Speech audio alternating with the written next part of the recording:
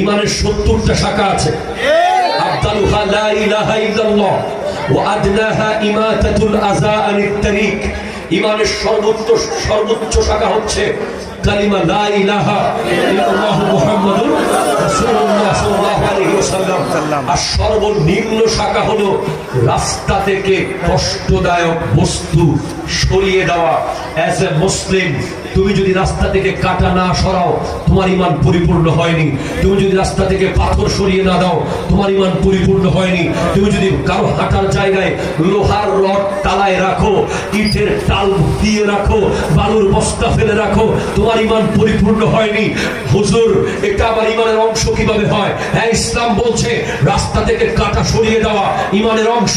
ওই রাস্তা দিয়ে শুধু মুসলমান হাঁটে না, হিন্দু হাঁটে, বৌদ্ধ হাঁটে, খ্রিস্টান হাঁটে, জুম্মা হাঁটে।